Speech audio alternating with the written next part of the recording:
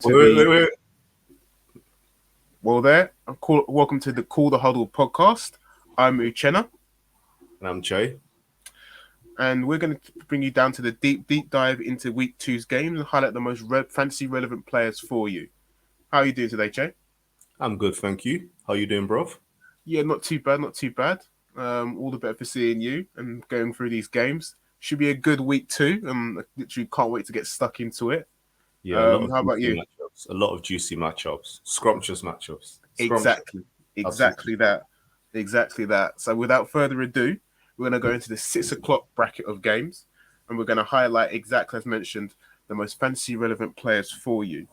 So, the first game I'm probably going to check out is Washington versus Detroit. I don't know about you, Che, but this is another really good game that's going to be on the early slot. There's quite a few Definitely. fantasy relevant matchup for you. I mean, in particular, I think anyone who has Terry McLaurin, Jahan Dodson, and especially this week's kind of waiver wire hero, um, Curtis Samuel, I think you're in for a treat this week. I That think, is on this,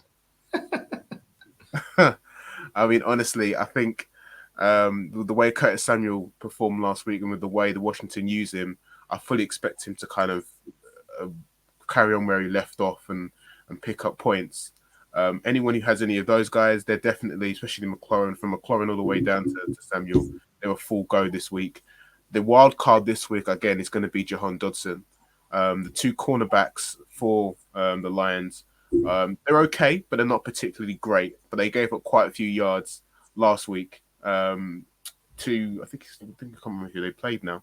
But they gave up quite a few yards. And honestly, I think those Washington's wide receivers should be good. And I think they're going to be a full go for you if anyone who's starting them next week. What about your thoughts, Jay? Yeah, I think that sounds like a really intriguing game. You think about Detroit, they put up a lot of points last week, but still lost. So we've got the likes of Swift and all of those that did so well. So yeah, it should be a really good game this week as Yeah. well because Washington, they're a funny team. They sort of put up points late in games, and I Hmm. find that their players, especially guys like McLaurin, even Yeah. Gibson up to a point, especially in his first season, they tend to put up points later in games. So yeah, they're ones to watch really because they Yeah, put up sneaky points, sneaky definitely. rated team. I mean, in terms of the cornerback for Detroit, Jeffrey Okuda and Amari Owenware, they did a pretty good job with T. Higgins and Allen Robinson last year, and they did very well actually against Jefferson last year. However, this is a new season, and obviously they didn't start particularly well last week. And again, if you've got McLaurin, he is a wide receiver two with upside for wide receiver one.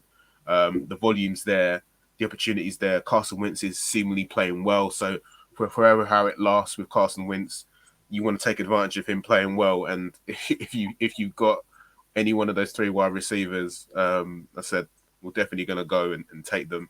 On the flip side, towards Detroit, Swift is currently on the injury designation as being questionable. So for anyone who has Jamal Williams, keep him out. Definitely keep him out to start him because he could be a potential big boom this week, especially with how the run defense for Washington were last week. I mean, when it wasn't for Etienne dropping a pass and obviously a couple of Owen overthrows from Lawrence, they could have had a bigger day. I mean, James Robinson actually killed them on the ground, and for the most part, I think Detroit are far better running back room than Jacksonville, so they should really take advantage. On the flip side, DJ Chark and Amari St. Brown, again, two wide receivers who Amari St. Brown is a stud. He's played well from last year and he's carried it on to this year. He should really kind of pick up the slack and carry on what he did last week. He's a full go. If you've got him, start him. Again, another one is DJ Chark, a guy who disappointed in the last 2 years with Jacksonville, seemingly kind of come up this year. And I think this year, especially against this team, I think he'll do very well. Don't know if you pointed out anything in this as well, Che. No, nothing to add. Nothing to add. Yeah, Roll with it. Roll with them. yeah, definitely. I mean, the next game in that list again is the Saints versus Bucks. another Ooh, juicy matchup, and it's definitely a juicier matchup for fantasy as well. On the Bucks side, what we do know in terms of who's going to be playing, unfortunately, if you've got Chris Godwin, lo and behold, he isn't going to be playing. Shock horror, as you know, Che. Um, yeah, he's that guy, he's always injured. On God, seriously, yeah. This guy comes in with a cast, with a neck brace, with a finger brace, a leg brace, all sorts of stuff strapped to him. Literally, the guy's gonna try and die on the field. But yeah, he's honestly, always injured. I don't know how. I don't know how he on, gets injured. I think he just wakes up, has a bad dream, and gets injured. Literally. yeah, yeah, and honestly, she's just coming back from the injury, and you'd think at the start of the year he'd be healthy, but again, lo and behold, he's out. So this presents a kind of a big opportunity for the rest of the wide receivers, and most notably Mike Evans. Now, traditionally, Mike Evans hasn't had a good time against the Saints cornerbacks, most primarily Marshawn Lattimore, who in the past has clamped him. However, in the most recent time, he's actually done a little bit better quite recently. I think last year, sorry, in weeks, I think it was a week just towards the end, he managed to get a stat line of 5 for 55 and a couple touchdowns, which is not too bad.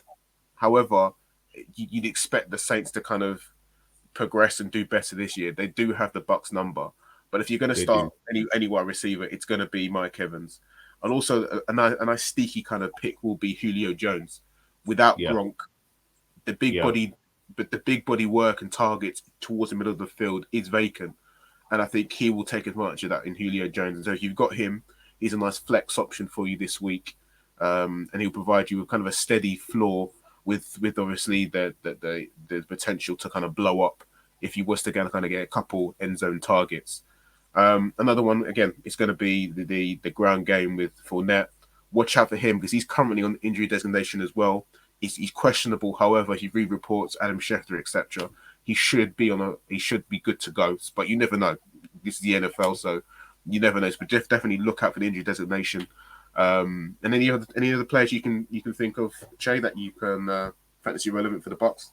I mean, if for the Bucks, Yeah, not for me, not from the Bucks. I'd say from the Saints. yeah, I don't know if you're going to go into. Are you going to go into the Saints now, yeah, yeah. or So that's fine. We can do. We yeah, can do. That's fine. yeah? I'll come in after the Saints. Yeah, definitely. Yeah, yeah. I mean, as for the Saints, it's very much the same kind of suspects. Michael Thomas had an excellent game. Well, he saved his kind of game last week with his touchdown towards the end against Atlanta. He's looking better and better after nearly 2 years out. Another sneaky one will be Jarvis Landry, who actually did very well last Mm, week. He managed to kind of get himself a stat line which totaled around about 18 points. Again, a guy with a solid floor and a fairly high ceiling. However, it does depend on that quarterback and whether he can kind of deal with the pass rush in Jameis Winston, who at the best of times can win you a week, and at the worst of times can absolutely kill you. So it does kind of depend on what kind of mood he's in. Again, Alvin Kamara is there. However, look out for the injury designation. He missed training this week. Didn't train for the last 2 days, so we'll see what happens. He's questionable. It's a game time decision, so it depends who you want to pick. There is Mark Ingram if you do want to kind of split there and use the backup. Also Tony Jones as well to come in, but that's something to really look out for. In terms of the tight end, I mean, you've got Taysom Hill, who is the thorn in everybody else's side, who doesn't have Taysom Hill.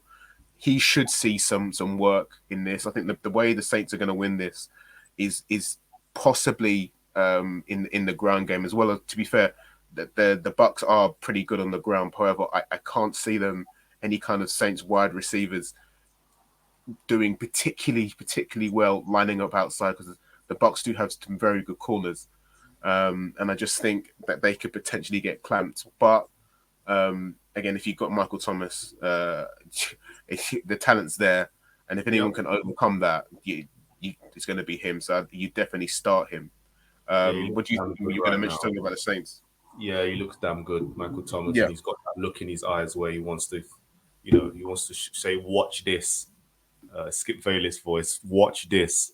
I'm still Michael Thomas. Don't ever forget that. He had that look in his eyes, when he snatched that ball in the air for them most touchdowns. definitely. So So yeah, definitely Michael Thomas is looking like the man again, especially with Jameis there as well. I think I'd like to see a little bit more of Chris Olave, but because I've got him on my fantasy team, so I'm a bit biased. But I think he's going to be somebody that's you're going to probably be on the safe side and sit for now because I think his role is going to develop moving forward in that offense. But it's a bit too early right now in the pecking order with regards to Michael Thomas, who's demanding the ball and who has the clout, and then Jarvis Landry, who's a veteran. So Chris Olave, obviously you're gonna sit down there and wait your turn. You're a rookie, Hmm. so yeah, your time will come, big man.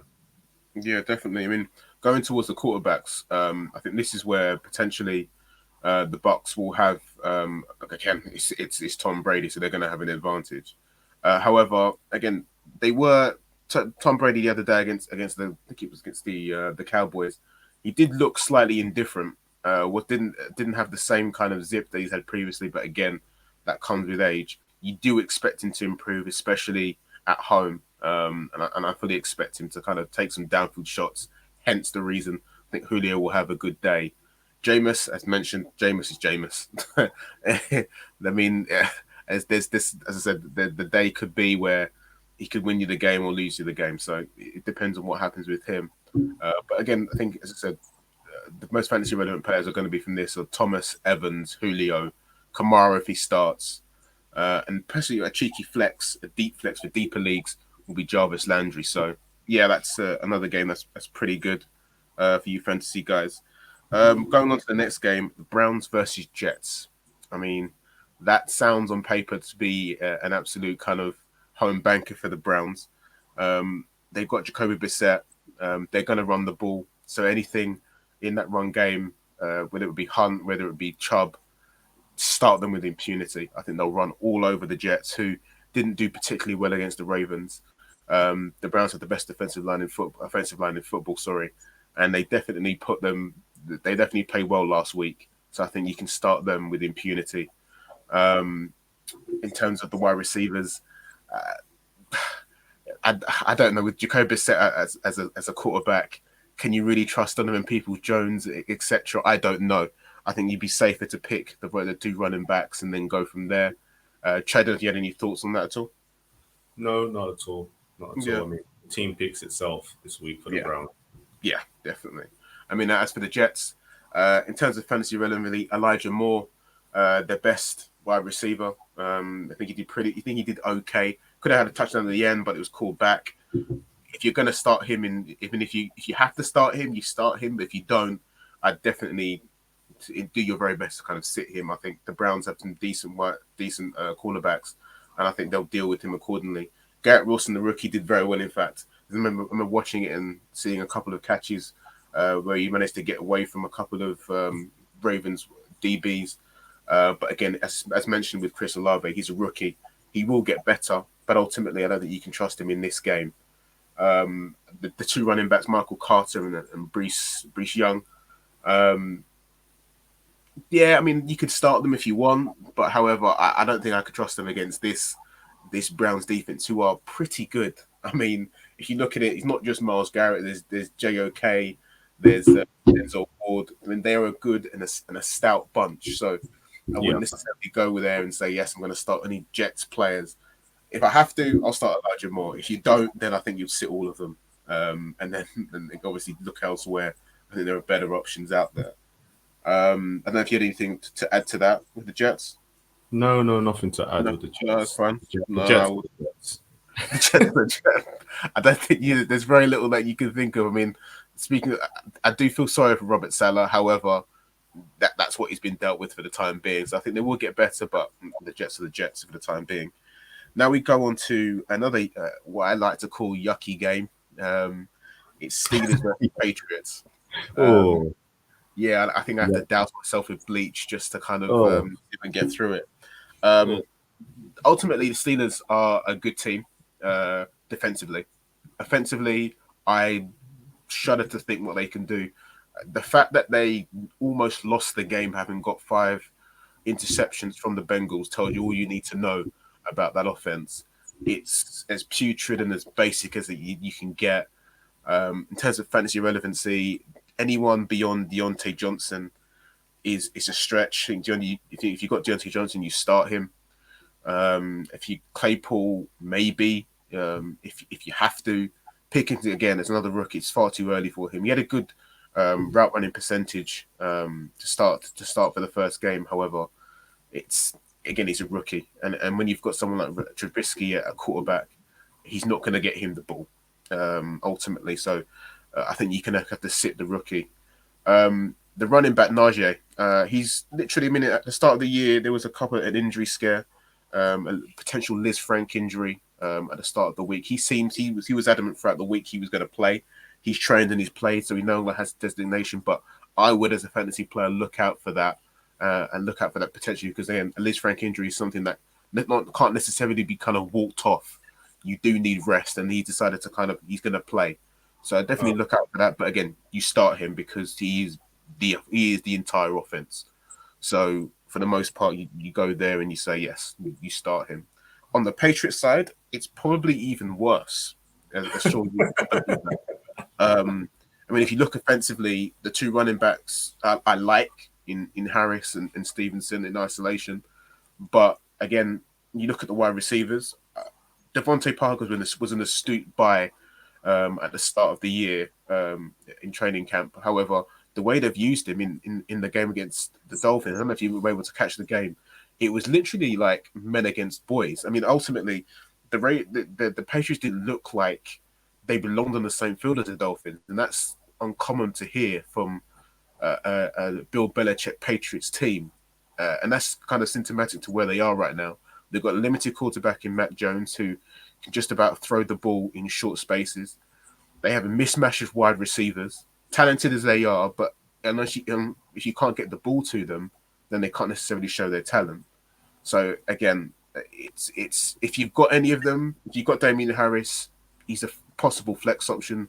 I think you sit Ramondre Stevenson for the time being, despite the fact that Ty Montgomery's out. I don't think you can trust in starting him even as a flex. Again, all the Patriots wide receivers, whether it be Jacoby Myers or Kendrick Bourne or Devontae Parker, you can't start them and trust them. If you've got them, again, still sit them. They've got to be better options on the waiver wire that you can pick than this offense. So I'd stay clear of this offense entirely and necessarily and move elsewhere. I'm glad I'm getting away from that game because it's pretty yucky. But here we're going to go to a better offense somewhat in a better game in Jaguars and the Colts. Now, for the most part, I did like what I saw from the Jaguars. They did pretty well against Washington. And to be fair, if their kicker was about it, and to be fair, if their quarterback wasn't prone to throwing the ball right over the head of their rookie running back, they would have probably won this game. They do have weapons. So in terms of fantasy relevancy, Christian Kirk is a full go. You start him if you've got him.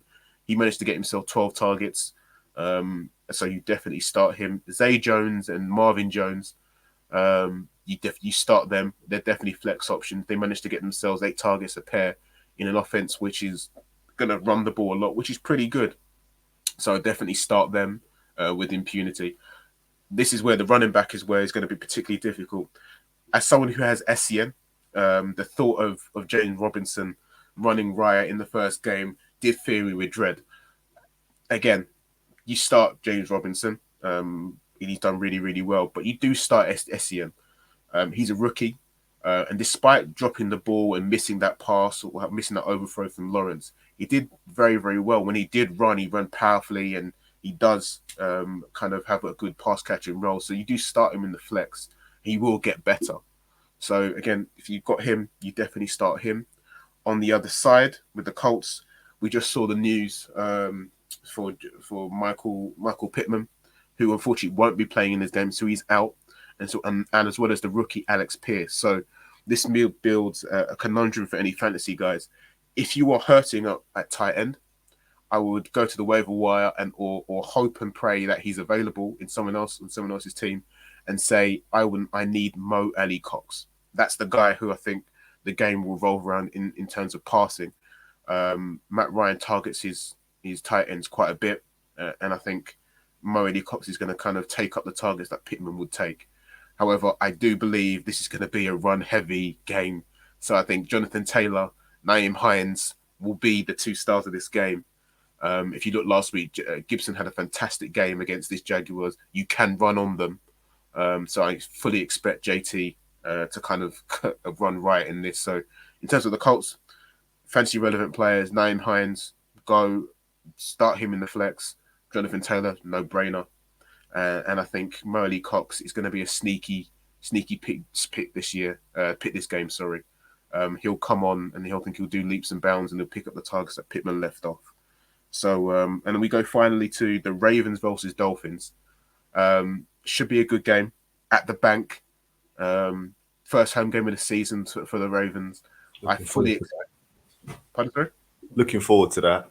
I'm looking forward to that, especially against the Miami. I think we owe them a game after what happened last year in Miami. So I genuinely think, in terms of fantasy relevant players, you start Lamar, you start Mark Andrews. On the other side, you start Hill and you start Waddle. Beyond that, it gets pretty tricky. So for the Ravens, you're going to start Bateman. He's the number one wide receiver. Duvernay, you probably, if you can't hold off, you probably leave him in the flex at best, if not on the bench.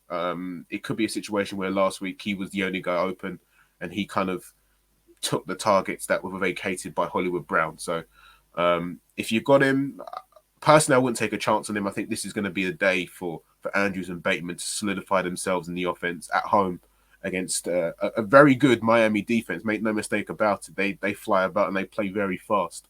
However, I just think with the way Lamar can play and change the game with his legs, I just think he's due a good game against the Dolphins. So definitely start Lamar, definitely start Andrews, and start Bateman as well.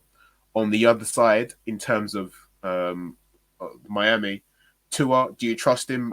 I personally don't. So the wide receivers in this room, you can obviously start Hill and Waddle are far too kind of talented for you to sit on the bench. Gesicki, he stays on the bench. It's a firm sit for me.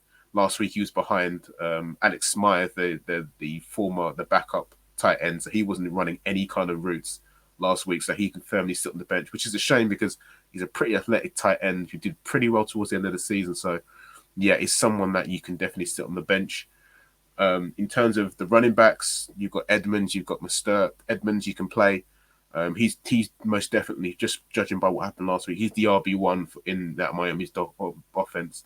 And anyone who is the RB1 for that coach in this offense will most definitely prosper. So if you've got Chase Edmonds, start him. Mostert is definitely a flex option if you can. On the Ravens, in terms of running back, J.K. Dobbins looks like he may kind of come back, but again, it's going to be a game time decision. Kendrick Drake is over there. I don't personally want to touch the Ravens back for the present moment in time. I mean, Kendrick Drake, again, he's been around the league years to wow us, still not wowed. I personally wouldn't start him. Even at a flex option, it's just far too risky. Plus, you've got Lamar, who will likely run the ball, be the primary running back, and obviously there's a potential of stealing goal line work. So sit the Ravens running backs, start the Miami Dolphins running backs, and yes, the usual suspects start. So yeah, that kind of breaks down week two's early slate. So definitely some food for thought there. And you look at fantasy players, and then I think Che, we're going to kind of go into you with the later slate. Sure. So first of all, we've got the 49ers Seahawks at 49ers. So the first big question mark for me was George Kittle. He's 50-50 on this now because he's got this groin injury, which is quite niggly. He didn't really play much of the week one's game. And it's quite interesting, actually. There's very, very small sample size with Trey Lance starting. He's only had 2 games, well, one of the big games with Trey Lance. But the thing about George Kittle, we all know he's a stud. He plays, at the moment, he averaged last season 92% of offensive snaps when healthy. But the funny thing was last week, obviously it was a big monsoon and he got injured and etc. But the other tight ends that covered for him, Tyler Croft, Charlie Warner, Sorry, yeah, Tyler Croft and yeah, Charlie Warner, basically, and Ross as well. I think they all each only had less than 54 offensive snaps, 54% offensive snaps apiece. So really, they didn't really feature much in the slot for, as a tight end. But what's interesting is that I looked up the stats and Kittle's been targeted 30 times by Trey Lance in his career. Obviously, only one of those games was significant, but it's interesting that Kittle's numbers are pretty good in that he's had 5 games, 273 yards and 1 touchdown. So that's decent. That's average about 55 yards per game on the Trey Lance. But if he does play Kittle, he's going to be moved around a lot, and he's going to be lining up against Ryan Neal, and this is a big opportunity for George Kittle because no, there's no Jamal Adams. Now he cooked them all last year when he played the Seahawks. We saw how many yards he went for. But with Seattle, they're quite a small defense at safety and at on in their defensive line. They tend to have bigger corners, kind of like a Richard Sherman prototype, and Brandon Browner prototypes of times past of the Legion of Boom. Pete Carroll loves those big corners, and he tends to have a smaller lineup, small, quick, strong lineup. So if George Kittle plays, he's going to eat. At wide receiver, you got Debo Samuel. Debo Samuel is the Yak King, as I call him. He's averaging 7.6 yards, 7.6 targets in 2022. So he's got 8 rushing attempts, average, and his rushing attempts he averaged 6.5 yards per carry. So remember last week, their running back Elijah Mitchell was out. He went out, so Debo Samuel took a lot of the carries as a running back. He was basically a de facto running back. And I think nothing's going to change this week. And it looks like the weather in San Francisco is going to be pretty rainy. So expect them to run the ball a lot, especially as Trey Lance wasn't anything spectacular. I can imagine Trey Lance having a big day on the ground. So he's probably someone you'd start. So I'd start him. I'd start Debo. Ayuk is an interesting one because Ayuk is playing as a left wide receiver for the most part, even though he gets moved around to the right side sometimes as well. If he stays on the left side, it looks like he'll be lining up against Tariq Woolen at 6'4". The guy's pretty quick. I cannot see Ayuk getting that many targets apart from any short underneath routes in the middle. Maybe if he gets rotated to the slot, if he's getting no joy. So, you know, when you look at the fact that Ayuk only has 50% less attempts or receptions, or not receptions, targets than Debo, then it makes all of his targets a lot more crucial. So with Ayuk, he's basically a feast or famine sort of player. So I would start Ayuk only if Kittle isn't playing, because they're gonna have to give the ball to somebody else other than Debo because the guy can't do it all, even though he tries to. On the Seattle Seahawks end, I wouldn't. By the way, I wouldn't even play any of. I wouldn't have. I won't play any of their running backs. I know they've got a next man up offense as far as running back. There's Jeff Wilson. I mean, he could be a flex option if you need to. I'd imagine he'd be given reps when Debo's resting. But personally, I'd sit there off a running back that's covering for Elijah Mitchell.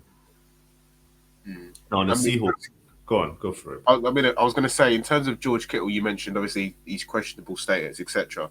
If you were kind of in a conundrum of kind of waiting to kind of uh, look, wait for him to get fit and stuff like that, who would you pick this week if he doesn't get fit?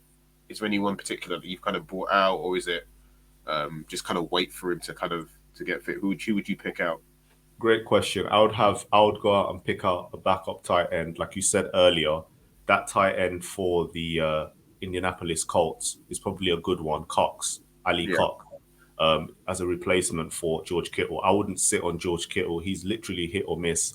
Just be checking your Twitter. We'll probably try and be posting an injury report. We'll be retweeting injury reports. So keep an eye out on our Twitter, call huddle. You can find us there on Twitter. We'll be posting also the injury reports as well. So he's a bang bang, check for the game. Personally, I don't like 50-50s unless Mm, I absolutely am desperate.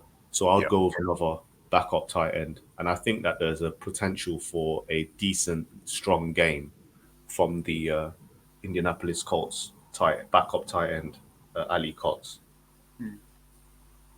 No, no, So no. Definitely, I make that. I definitely concur with that. I'll also kind of jump in and say Logan Thomas for the Commanders. oh, is he He back now? I believe so.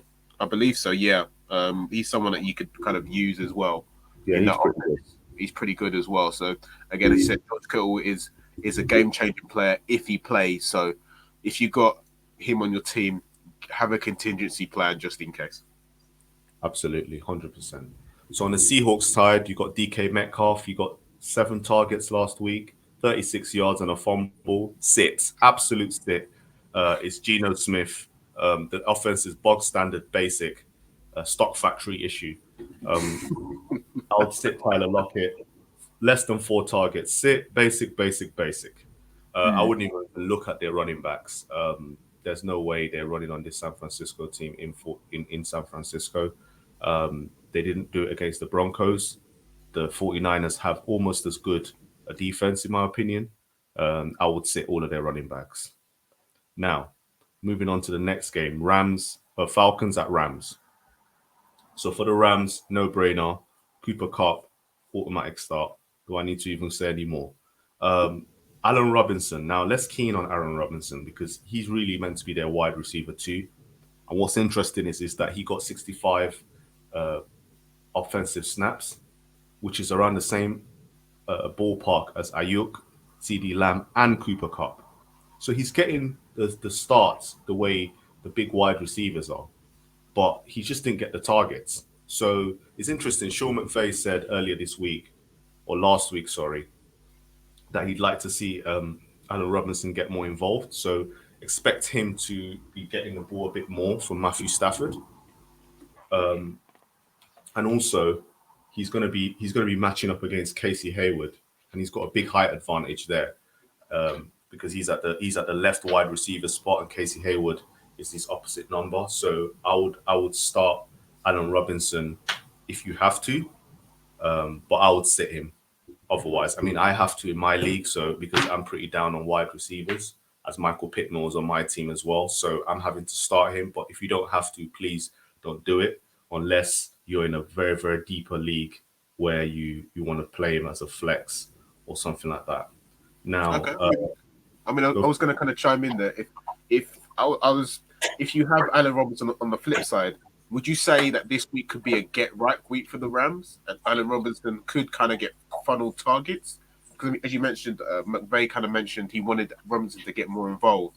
When a coach says that, not mess of, when a coach usually says that, that kind of means he's going to be manufactured touches at the very least. So would you say in that regard he's a start, or you still think again he's out? You drop him. Great question. So I think that was a covert message to Matthew Stafford to force him the Mm, ball a bit more mm, because they can't just be overly reliant on Cup. It didn't work last week, and it mm, typically did work last season, but it didn't work last week against the Bills. mm, So I think the Falcons they're a little bit better than people think. They mm, run the ball well as well, so they're going to have to get more people involved. And I think there's potential for the Rams to really blow up this game and make it look easier than it actually will be. mm. Because you got to think. I mean, we're going to go into the Falcons in a second, but I think yeah, you're right. I think it is a what's the word? Get right game. Yeah, However, for me, I think what just doesn't convince me is the fact that he only got 1 catch last week, I believe. And yeah. I saw him being a blocker late in the game, and it kind of ticked me off a bit because Mm, obviously I've got him on my team, but he just doesn't seem to vibe with Matthew Stafford in terms of I don't know whether it's rhythm or whether he doesn't fully get what his assignments are as far as his route running or where how to read a defense in line or in tandem with that offense that Sean McVay is running there at Los Angeles. So for me, I would more rather sit than start mm, just because I need to see a weak sample size at least of him being productive before I actually throw my eggs in. yeah. Because, yeah, Cooper Cup, if he was a number one wide receiver, I would say starting by all means because he'd get the reps. But where Cooper Cup gets so much favoritism for the right reasons, yeah, Mm, I don't think the trust is there yet, and I think he's on a very very short leash there in LA. If I'm being honest, mm. I mean, so do you think last week's result in terms of for Stafford was mainly to do with the fact that he did have a rookie lineman that was starting his first game after obviously Andrew Whitworth retired? Do you think that was attributed to that? Hence the reason that was he maybe didn't have the time to throw down the field.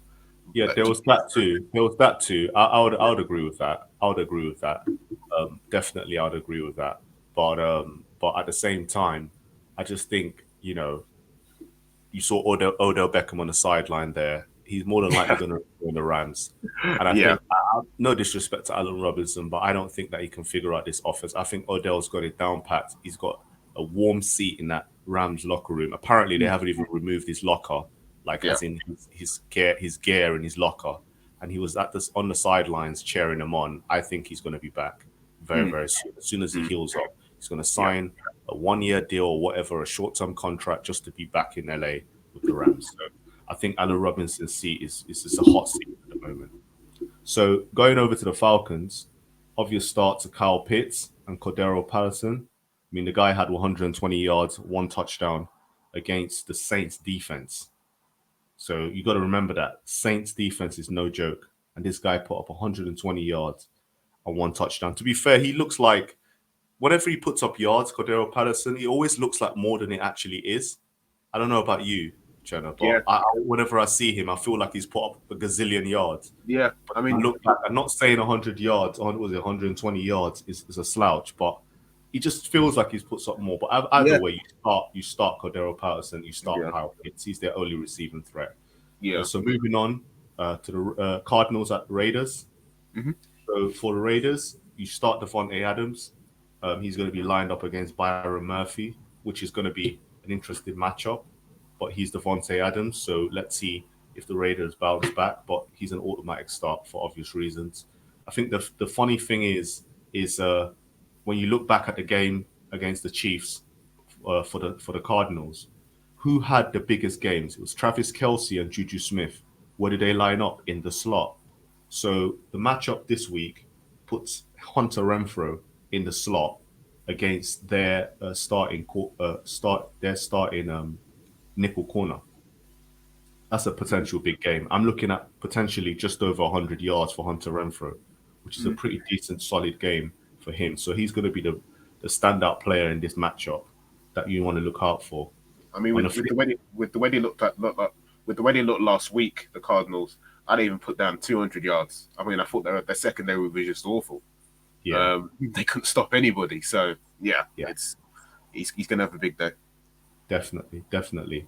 And on the other side, I'll start Kyler Murray for obvious reasons. The guy can rush, the guy can throw. He's always a threat. He's a live wire, and I'll start him, and I'll also start James Conner for obvious reasons. I'll sit Marcus Brown and Greg Dortch. Um, I don't think any of them have given me enough sample size to say that I can trust them.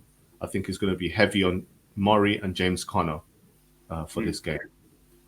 I was going Next to ask game. you. I was going to ask. Sorry, just to go there. Just going to ask you, James Conner. Where do you think the improvements come with him? Is it literally the trust from the coach, or is it an offensive scheme? What is it with him that's kind of because if you see him when he played for Pittsburgh, I mean, I know injuries were a thing for him, but he's running fantastically well. He's running like he's angry at the ground sometimes. So honestly, he looks really good. What do you think the difference was this season, or to maybe last season as well? I think he's got the sun on his back. Yeah. That's. I think he's a fair weather guy, Mhm. and I think he's got a new lease of life in Arizona as opposed to Pittsburgh, which is a lot more traditional in terms of the offense for the running back. I think he's more of a modern running back in that he likes to pass catch. He likes to run in these systems that are more akin to the West Coast system, where he's being utilized like a Swiss Army knife rather than just a power back, Mm, which is what Pittsburgh I think wanted him to be, but mm. it's more suited to Najee Harris. So I think what they were asking him to do and what his body could take, I think that's what the biggest thing is with regards to his offensive. output. And I just think, yeah, he's just in a new place and he's happy for Mm, one. yeah, yeah, So yeah, and he's the number one guy. So yeah, mm, that's my take on him anyway. mm, definitely. Yeah. So the moving on to the next games, we got the Texans at Broncos. For the Broncos, I see a bounce back for Russell Wilson. I think the coach is upset with his own decision. He feels guilty and he gives Russ the reins because that was ridiculous what happened last week Mm. with regards to the kicker. I Um, was, I was literally going to ask you, what do you make of that? Because I don't know about you, I couldn't believe it. I couldn't believe it. Well, if I'm Russell Wilson, I'm tearing my hair out because I've just signed this big contract. First game back in Seattle, I've won a freaking Super Bowl being clutch. I've gone to another Super Bowl being clutch. So why do you take the ball away from me and give it to a kicker to kick a record-setting field goal? I mean, the disrespect and the clock management was the worst part of it as well Yeah. because they burned the clock down where they could have actually executed the play and had more time to give the kicker because they weren't that far away from where Mm, they needed to be to get the kicker to be able to be within a decent range. Because 50 yards to whatever it is, was it 55 yards to about 65 or 67 yards, which I think is what he was trying. mm. That's a big difference. You know, Massive that's difference. that's well over half of the Mm. field. Massive difference. And McManus is a good kicker. However, you're asking someone who has only kicked 160-yard field goal in his career to do something that only one other kicker has done in the NFL in Justin Tucker. So, and he's not Justin Tucker. So it's grossly unfair from the coach. I think ultimately it was the coach that lost in that game. But as you said, Yeah. it's going to be a get right game for the Broncos and Russ especially. Definitely. And with that in mind, I'd say you start Ross, and you start Ross and you start Cortland Sutton as well. He gets 63% offensive snaps, and he's going to be matching up against Steven Nelson. Now, what's funny about Steven Nelson is that last week he matched up against Michael Pittman, and we know how that went. So I can imagine Cortland Sutton fired up at Denver at that altitude, a mile high, with Russell Wilson having a burning desire to actually get that right from not having the burden of Seattle anymore, not having to see them again for several years or what have you. I think that Cortland Sutton bounces back too. So I'd start Cortland Sutton. I'd probably sit Jerry Judy as well because Russell Wilson historically doesn't really like the slot. He prefers the outside guys. Mm. So yeah, I'll start Cortland Sutton and I'll sit Jerry Judy and start Russell Wilson at quarterback. Now, at the Texans, it's interesting because you'd think that everyone was saying Damian Pierce, start him, pick him, pick him. Turns out that Rex Burkhead had 14 carries, Damian Pierce had 11 carries. So Rex Burkhead actually had more carries and was more involved in the offense. So will that change next week or this week? Well, I'm not sure, but I don't like committees. The only committee that I could tolerate, sort of, was the committee with um, what's his name, Kareem Hunt and Nick Chubb. Nick Chubb.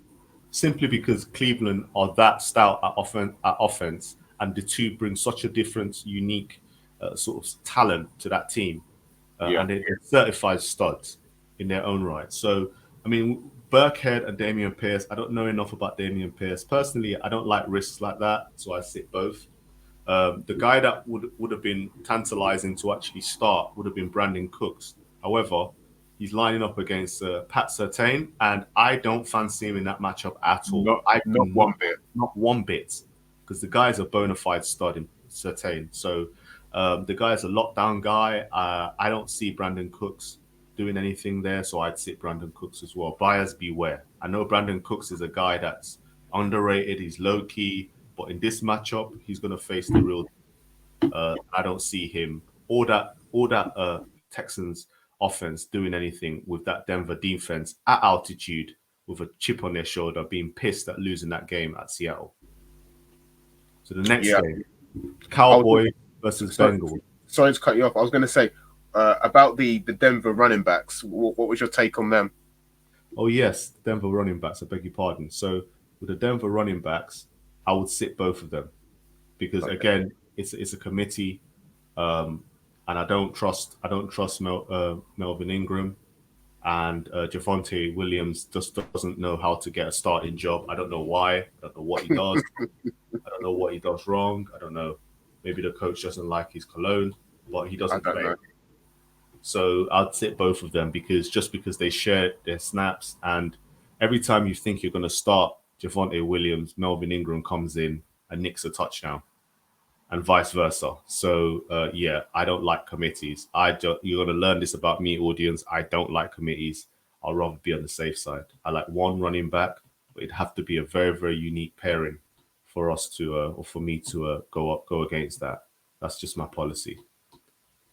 So going to the Cowboys v Bengals, or Bengals at Cowboys. So for the Cowboys, I'd sit CD Lamb. I didn't like his productivity last week. Sit Cooper Rush and at quarterback. Again, with CD Lamb, he's got Cooper Rush there, replacing Dak Prescott, who's out for quite a while with that injury. In that case, because Cooper Rush is there, CD Lamb's there, they're both sits. I'd say there's a big dose of Zeke Elliott you're about to see here. So I'd start him absolute 30. 5.2 average yards per carry in the last game, despite the stinking up of the joint of the Cowboys' overall offense. I don't think it was completely his fault because they got down quite early and the score was worse than it looked, and it just kept on going and going and going with Brady. And it was just that defense for Tampa. It just completely wore them out. And I think that the Bengals defense is low key really, really good. So I'd say that start Zeke, sit the rest of the players, sit the tight ends, Dawson Schultz, and also sit CD Lamb as well as if Michael Gallup is back as well, I'd sit him too. On the other No, side, I've got the Bengals. Start Joe Burrow. I think with Joe Burrow, you got to think that he got 18 points on 4 picks and 2 fumbles. 18 points. So we can safely say that 18 points is his floor. What's his ceiling? We don't know. But I think we're going to get a good indicator in this game because you got 18 points as your floor. If you say he cuts those picks down by 50%, what does he get there? 25, 30 points? That's a decent day for Joe Burrow. What if he has a good game? You're looking at 35, 36 points at least, where he's got his stud receivers back. I think T. Higgins might be back, or probably is back. It shows that he's been training. So I'd say I'd start Joe Burrow. On the receiver end, I'd start Jamar Chase. Um, he's lining up against Trayvon Diggs at left wide receiver to Trayvon Diggs' right cornerback. And yeah, there's been shots fired. The bulletin board material. More on that later when we look at our player of the week for fantasy, our 30 player of the week, because we're both going to give both of our takes on each of our players of the week. We're going to start T. Higgins as well at right wide receiver. And also we've got Boyd as well. I'd probably sit Boyd, start Higgins. And I'd also start Mixon as a running back because you got to look at the fact that the Cowboys know that the Bengals want to throw to Chase and Higgins and maybe Boyd too. So what they're going to do is they're going to sit two deep safeties very, very often to try and stop the threat of Chase over the top. So because of that, you're going to find that Joe Mixon's going to have a lot of room to work with. So I'd start Joe Mixon. I'd start Joe Mixon because the thing is, if they don't, if I see the Bengals actually having a strategy where they, if the Cowboys drop two deep safeties, they're going to keep running Mixon down their throat. If they don't, you're going to find that there's going to be a lot of one-on-ones that Joe Burrow will exploit. And I just can't see the Cowboys leaving one-on-ones open because they won't respect Mixon. They've got to not respect someone enough to actually account for them, and that person's going to be Mixon, and I think he's going to have a big game as well. So I'd start him as well. But if you go one-on-one with Chase, if you're the Cowboys, then expect Tyreek Hill circa 2020 versus Tampa. It's going to be an ugly day. But Channel, good did you night. have any other points on that? Yeah, I totally agree. I think him and Tavon Diggs, he's going to be an excellent match. As mentioned, we're going to go into it later on. I just think someone like Jamar Chase is a game breaker, a game changer, and I fully expect him to illustrate that when they play. I mean, there is a kind of a little bit on another wide receiver because I don't know. We again with T Higgins, his health is pretty questionable. So I think if anyone has Tyler Boyd, keep him on ice because there is that potential that he could work Definitely. some magic for you in this game. He works primarily in the slot, however, he can line up out wide, and this is a passing offense that you want a part of. So any kind of wide receiver, anything that's part of this passing offense, you want in particular. So definitely look into that. But again, yeah, this looks like an absolute home banker or an away banker for the Bengals. So I fully expect them to execute and win this game. Definitely. Definitely. Right. Next game, Packers Bears. So you can't bet against Aaron Rodgers at home. So I'm starting Aaron Rodgers at home. It's Lambeau Field. He stunk up the joint last week. He has nobody at receiver, but we know that it's Aaron Rodgers, the regular season king. So I'd start Aaron Rodgers. I wouldn't. I would ignore that game before as far as his productivity. I think he's going to have a decent game. He's going to be a solid start, a steady Eddie sort of start. And personally, I'd sit AJ Dillon because I think the Bears want to get physical. They want to roll in the mud, as it were. And I just think that this is more of an Aaron Jones game. Because when you look at the last game, Aaron Jones got a lot more carries, which was very surprising actually, because the AJ Dillon could have got a lot more touches. But it's interesting that Aaron Jones is still the starter in that committee, and Dillon is sort of his Robin to his Batman.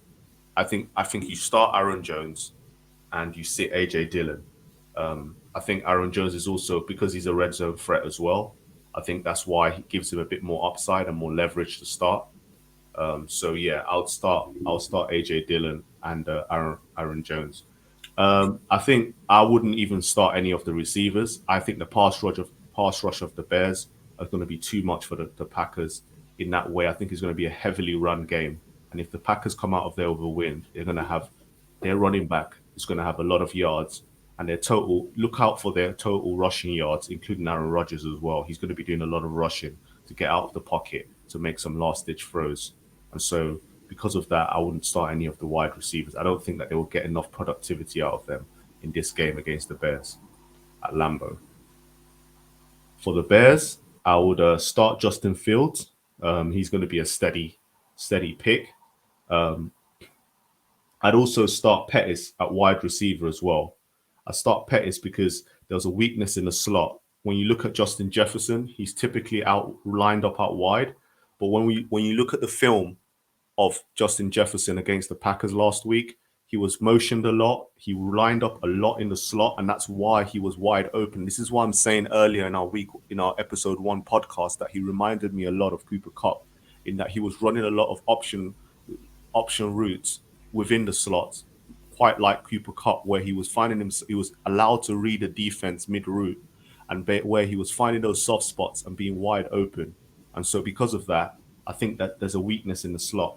That I think that's why I'm going for Pettis to have a good game, Dante Pettis. So I'd start Dante Pettis um, as he's going up against Rasul Douglas for the Packers, and I think that's their weak spot there, the Packers. So I'd start Fields and I'd start Pettis. I wouldn't Just start Komet. I wouldn't start Komet, but you could start him. He's another option as well. If you were a Kittle guy, I'd try and get Cole Komet on the waiver wire if he's available in your leagues. Channel, were you going to say something? yeah, I mean, I was going to just kind of piggyback on your point with Dante Pettis. I actually think that's an astute kind of observation there. I think that's someone if you're light on wide receiver, if there's a wide receiver, maybe such as Pittman, and you've got no other options, Dante Pettis might be the one. I mean, this is a guy who in the 40-yard dash won 4.32 seconds. That is a Oof, quick guy. like That is someone who's pretty quick. And if you saw anything what Jefferson did to that secondary, who is pretty good at the most of the times, they have a weakness in that regard. So anyone who's quick and can exploit that is someone that you should be looking at. So again, it's possibly for deeper leagues. But again, I would definitely look piggyback on your main point and say Dante Pettis is someone to watch out for. definitely, definitely. Now, Bills Titans. What a game! What a game! I can't wait for this one. This is What a another game! strong matchup. We remember last year's game. Derrick Yeah, Henry going nuts. What's his name? Josh Allen going nuts. Everyone going nuts. last ditch attempt, last goal line decision, and the Titans come away with that gritty win this week. I think you start for the Bills. You start Stephon Diggs, and although he had a bad week last week in terms of productivity, you start Dawson Knox simply because um, Gabe Davis is questionable.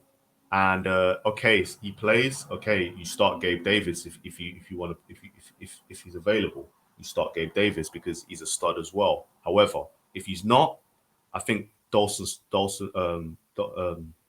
Knox is going to have a big game. I think he's going to have a big game, especially if they split him out wide as well. Um, I think I'd sit Singletary and Cook because I see Derrick Henry going bananas in this game. And because of that, you got, Derrick Henry running, especially if the Titans defense stop the Bills in the first few possessions, Derrick Henry starts picking up, they score touchdowns, then all of a sudden the Bills are catching up. They're going to abandon that run game so quick like you'd never see before, just like they did last week with Cook. I think that they just want to pass, and I think they think that they're so good that they can get around it and they can just use Allen to run. And all Allen keeps saying is, "I'll do whatever it takes to win the game," which is great. But as I say, he seems like he's trying to take his neck off whenever he's running. I mean, he's a lot better now, but I wouldn't like my quarterback running like a headless chicken through. I mean, he's great at it. He's a great headless chicken, but Yeah. I wouldn't like him doing that. I want my running backs doing all the heavy lifting as far as the running. And my quarterback, as big as he is, okay, he does a quarterback sneak. Okay, he does a goal line jump from time to time, but not the way Josh Allen's running freely like that. That's a recipe for disaster. Mm. In I know. saying that, I'd start Josh Allen because he's a Yeah. fantasy stud. Absolutely, 100,000%. You start Josh Allen. I Okay? mean, I All mean, what I just said now, just start Josh Allen. Sorry. yeah. I mean, just sorry, no, just to piggy off what you're saying. I mean, Saquon Barkley got 164 yards on the ground last week, and you'd expect Josh Allen to get maybe not that amount, but a fair amount as well, against a Titans off defense who is definitely licking their wounds after last week. So I think Josh Allen's going to be a good play in terms of running the ball. Rushing yards should be ridiculous this week. Definitely. And when you look at the fact that the Titans have to respect the passing game with Diggs, Allen, and or Knox, then you find that there's going to be a lot of deep safeties, which is going to allow room to run. So if the Bills get their running games going, then yeah, it's good. Sorry, not their running game, their rushing game with Allen and maybe Singletary, then it might be a good game. They don't even need to rush that much, and this is why I don't say start Singletary or Cook because I don't think they're going to need to rush that much to be effective in this game. Now, for the Titans, Derrick Henry, that's a obvious uh, no-brainer. You start him, and I would sit everybody else. I think Phillips is okay for flex, but I'm sitting him because I need. I'm sitting him because I think more reps goes to Robert Woods, even though he had a stinker last week. I think they're going to try and work him more into the offense because he's got too much talent to just be leaving out there. Even Mm. though even though Ryan Tannehill had more chemistry with Phillips, I think you're going to see more of Robert Woods. But I just not certain about this game, so I'm going to sit Robert Woods because I don't like that yucky Titans offense other than Derrick Henry stiff Yeah. arming people. So I yeah, mean, you mentioned there about Phillips. I don't know about these Robert Woods. I didn't think it was a great fit in the summer for Robert Woods to go there anyway. no, But I just think for a rookie, especially to get 6 targets in his first game at home, I just think that's that. And to be fair, not even the first round rookie they took, Traylon Burks, is getting that amount of targets. I just think he's a guy that could potentially do something in this game. To be fair, I mean, for all intents and purposes, as much as the Bills did very well against the Rams, Cooper Kupp still got his customary 100 yards. Now, Phillips primarily works in the slot as well, and he can line up out wide. I just think this is a situation whereby he can possibly get some work. And if you are stuck at wide receiver like he could possibly be this week, I'd have a look at Phillips at the very least, very much like Pettis, and say a differential kind of pick, just to see what happens if you are hurting at wide receiver. But again, it's a long shot. Definitely a long shot. And with long shots, I just say sit them. So moving forward to the primetime game, final primetime game, Eagles, Minnesota at Philadelphia Eagles. For the Eagles, you start Hurts. He's a fantasy machine. You start Hurts and you start AJ Brown. Devontae Smith, possibly you start him too, but I would more rather go towards starting AJ Brown and Jalen Hurts simply because they seem to have a connection, and they seem to Hurts seem to be targeting Brown a lot more. Smith, yes, he might get his, but it seems like the team's shifting towards AJ Brown, their big free agent. They're going to feed the guy; he's a beast. So I'd say the 30 starters are Hurts and AJ Brown, and you sit Devontae Smith. I think for Minnesota, you start Justin Jefferson. That's a no-brainer. You start Dalvin Cook, especially with Dalvin Cook.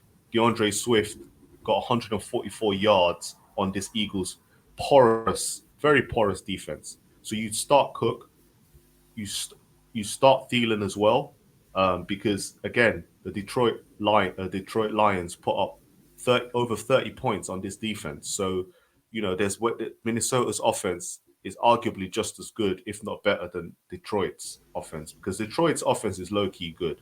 But I'd personally start all of the two big studs basically in Thielen and Jefferson, and obviously Dalvin Cook too. So those are my picks. Start and sit them for the afternoon and the primetime games. Yeah, I mean, yeah, thank you very much for that. It really was a great selection of games, and for the most part, I can't wait for that Eagles and Vikings game. That should be an absolute treat. Bills and Titans should be good, but in terms of an offensive juggernaut, I just think both sides have so many weapons, and Yeah, it should be really, really good to kind of watch and listen into. Um, definitely. Monday night, isn't it? yeah, I think yeah, Monday night, Tuesday for Tuesday us, Tuesday morning for for our UK fans, right? yeah, yeah. But for the rest of you guys across the pond, it's a little bit a bit of more satisfying time for you. So yeah, you guys will be all right. We'll be struggling. As it pertains to the play of the week, now this is kind of a seven we've brought in that we're going to bring into our start and sit-ins each week. And again, we're going to kind of pick a player which we're going to focus on and say how good they're going to be, and how many points they're going to get, and how they're going to kind of affect the game, and how the defense is going to kind of try and stop them.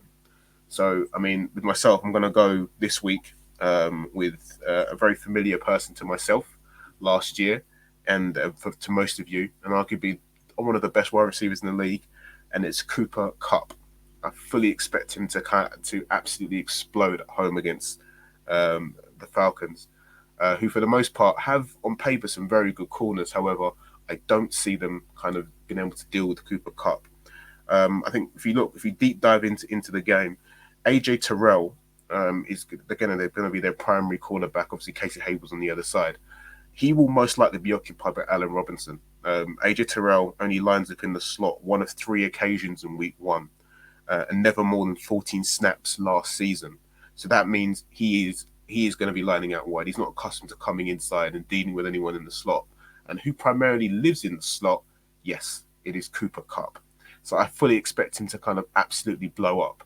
Now, on the countryside, what the defense are going to do, well, what I would do personally, it was kind of very similar to kind of, I don't know, it's a cover two shell. So you're going to put two safeties there and ask them to kind of drop down and give you help. However, if you're Cooper Kupp and you're living in the slot and you've got two corners who are not particularly great in the slot, you're not going to be able to kind of counteract what he does. And the Rams do a very good job of disguising what they're doing. Hence the reason Cooper Kupp was able to get so many yards, not just off of his talent, but again off the play calling as well. So as much as AJ Terrell and Casey Hayward and a number of other pieces as well are pretty good, I fully expect Cooper Kupp to have his way with that defense, and a stat line akin to maybe 10 receptions and another 150 yards and two touchdowns is definitely well within the realms of possibility. So anyone who has Cooper Kupp, start him naturally with impunity, and I fully expect you to definitely win your matchup because it could get ugly out there. So, So Che, can I who's your can I pick? can I Oh, just ask a question on that? sure, no So problem. if we're analyzing the game, right, and we Mm-hmm. look at Cooper Cup, and you mentioned that they'd play a two deep shell, Yeah. Surely that only takes away the over the top ball to your wideouts. And if Cooper Cup is not strictly a wideout, Hmm. and he works in a slot, surely then that middle of the field between the linebacker Yeah. and the safeties is wide open still. He could get to a lot of work in that area Yeah. within the slot, right? Hmm. Hmm. The, the part of the field behind the linebackers and in front of the safeties. Yeah. So if the Rams stretch the field, he Hmm. can literally stretch that defense by getting in those pockets of space. So really, the two deep shell doesn't do anything. Mm. I It mean, works. Technically, that would take out Allen Robinson in that case. No. yes, yes. However, I mean, again, this is where it comes in, and you think there's very little you can do. You can do that two deep shell. However, as you mentioned, it does obviously negate only Allen Robinson rather than Cooper Cup. So in that regard, I don't think there's very little that the Falcons are going to have to do. They're going to have to pick their poison. In fact, they're going to have Right. to say who are we going to who are we going to let kill us in actual spec. So it's basically, if you can't do a two deep shell, you're gonna have to say to AJ Terrell, you're not accustomed to it, but you're gonna have to follow Cooper Cup around, or at the very least you're gonna have to watch him, which means you're gonna leave Allen Robinson with Casey Hayward, which again is a mismatch. So Yep. it's very going to be very difficult. So those are the two options. You kind of have that cover two shell, or you ask AJ Terrell to do something he's not particularly accustomed to doing, and that could go one of two ways. He's a very good defender, so he might kind of disrupt what Cooper Cup's doing. But would you bet against Sean McVay being able to kind of work around that? I wouldn't. So again, it's going to be very, very, very difficult. Very difficult. Oh, yeah. Cool. So that's your player of the week, Cooper Cup. Yeah. Cooper bleeping Cup. Yeah.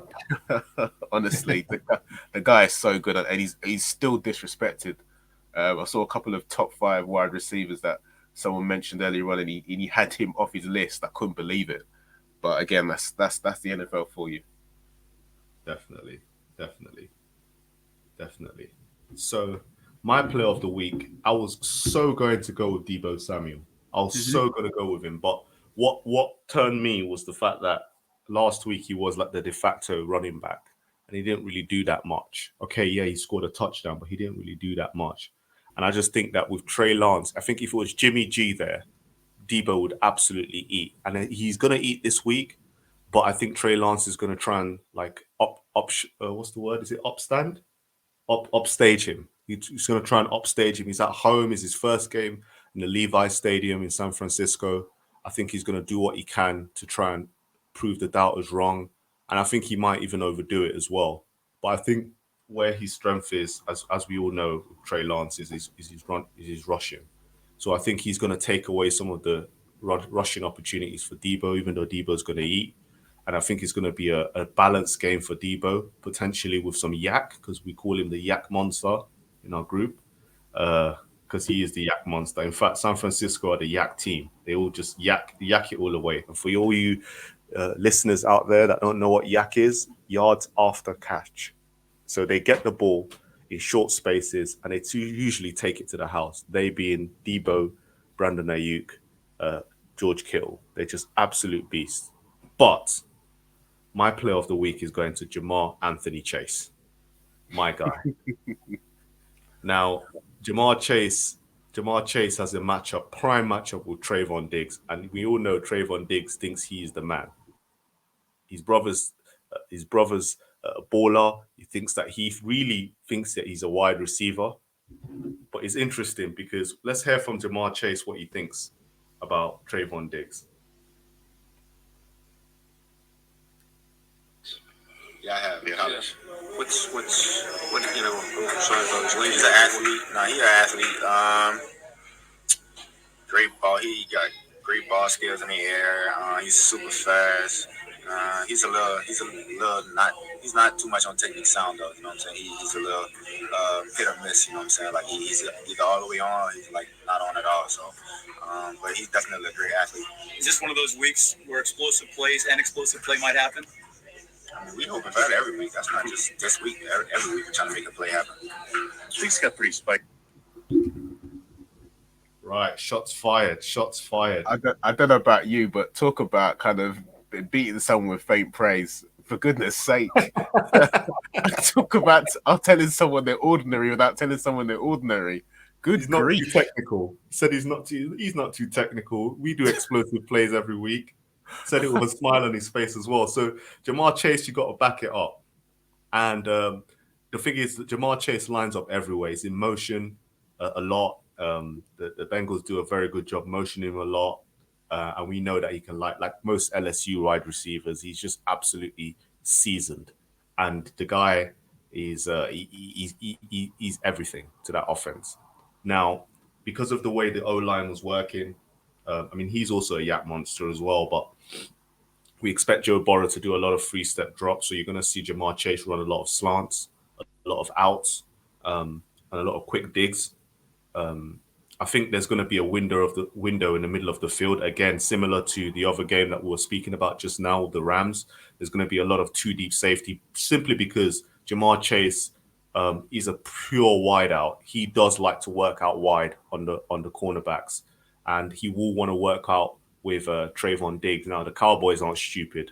Okay, they're not going to try and let that one-on-one matchup happen. I know Trayvon Diggs is chomping at the bit to try and get his revenge, get his pick, and celebrate as he does. Because for him, in my opinion, it seems as though a pick is literally winning the game, even though there's the rest of the game to win. And if you have less points than your opponent, you've lost. But in his mind, I think that he's just happy to get the ball and be a ball hawk for those yards that he gets when he scores a pick six. So because of that, I think that there's going to be a window in the middle of the field. And then if the Cowboys actually deliberately try and stop Chase by playing that shell or bringing up one of the safeties up, then I think that Joe Mixon's going to have a lot of fun, as I said earlier. But then I think Chase is going to be coming out a lot underneath, much like he did in that final touchdown. If they come underneath with their personnel and their DBs, then I think Jamar Chase is going to basically be one-on-one. When I say the DBs, I mean their safeties. I think that to try and stop Joe Mixon, because he's going to have a period where he's eating, then I think that Jamar Chase is going to have the one-on-one he wants, kind of like akin to what he had with the Pittsburgh Steelers last week for that final touchdown that he did on that out route. So, yeah, I think that's going to be what it is. But I think Trayvon Diggs is going to get at least one interception because he is that good at getting the ball. He's a wide receiver at heart. And so I think that also, I think you're going to see a lot of pump fakes as well from Joe Burrow because I think Trayvon Diggs' eyes are always on the ball. And he just wants that ball so badly that I think he's going to get duped on a lot of pump fakes and a lot of deceptions. And I think that he's going to see a lot of things coming his way as far as targets to Jamar Chase. However, I think a lot of the productivity of that offense is going to lie a lot on the productivity or lack thereof of Micah Parsons. Now, Micah Parsons is a flipping wrecking crew on his own. And you got him and DeMarcus Lawrence, the main two stars of that D line for the Cowboys.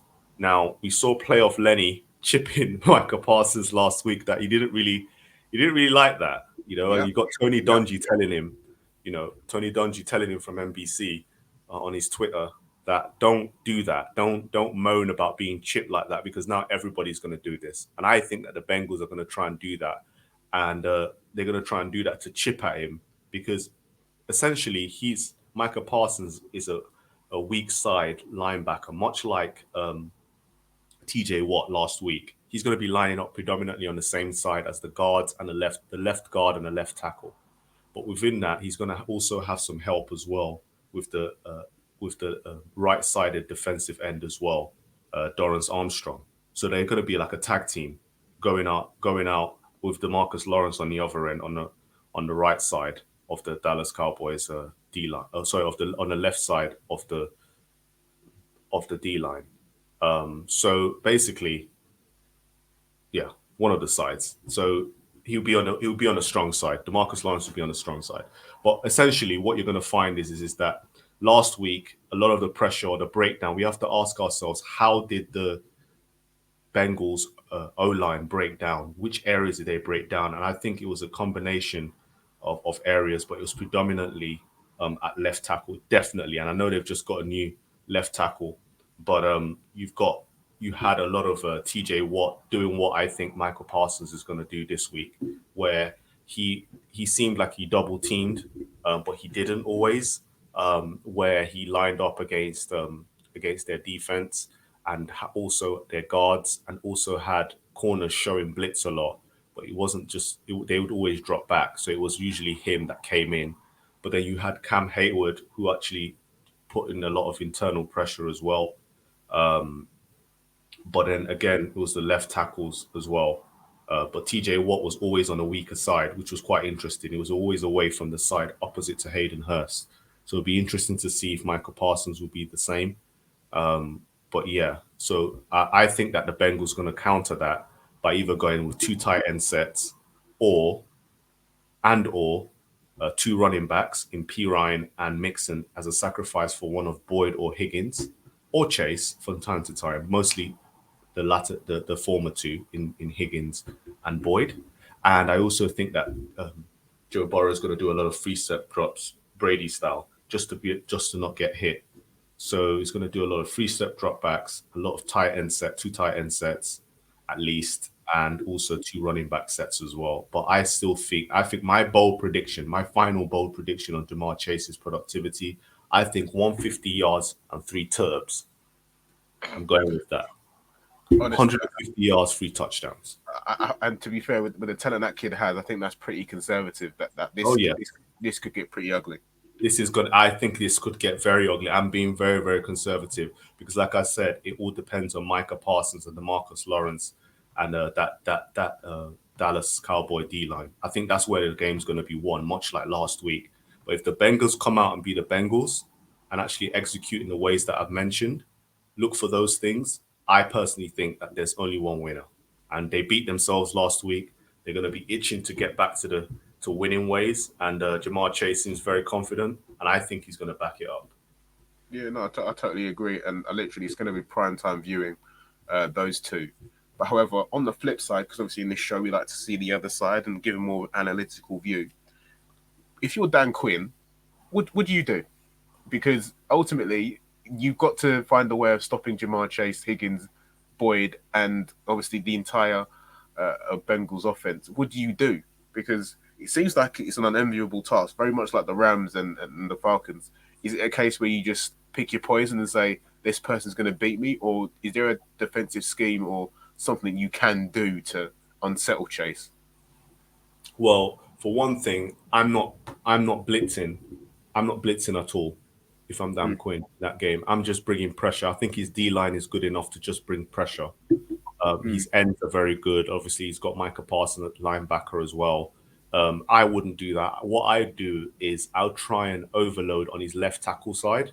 So I'd either bring in a linebacker, or I'd bring in a linebacker, or I'd bring in shift DeMarcus Lawrence to that side. Okay.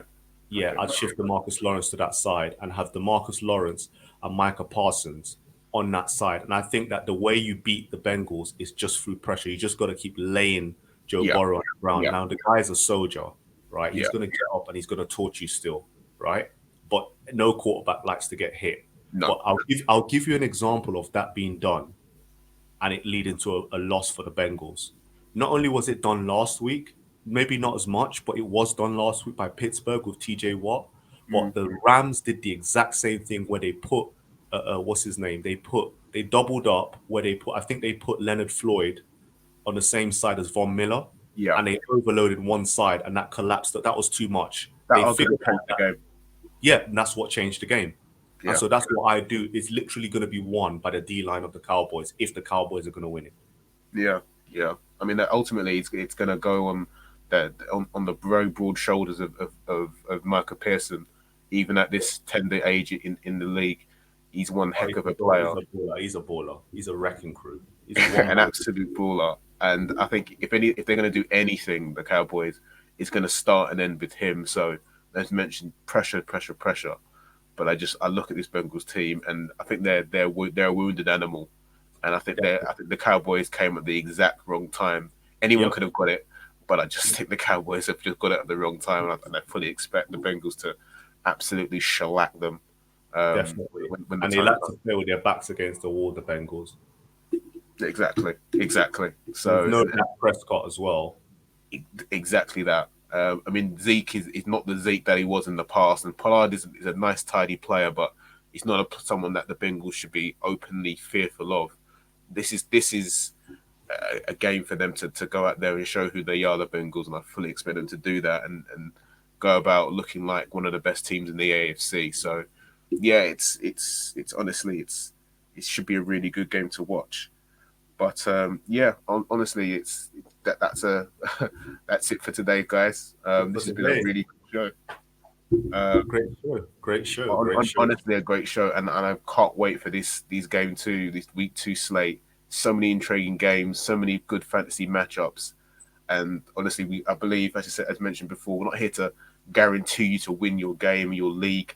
We're here to give you the tools, and I think today, me and Che have done that for you, and hopefully it goes well for you. But again, it's the tools for you to go and win, hopefully win your matchup. But there's no guarantees here. You've got to do the work. So yeah, it's 100%. it's been a great show, and we'll definitely see you next time.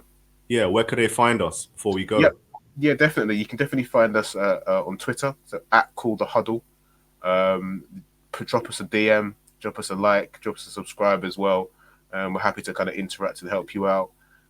There's going to be obviously a Facebook and a YouTube channel as well, which where you can just subscribe.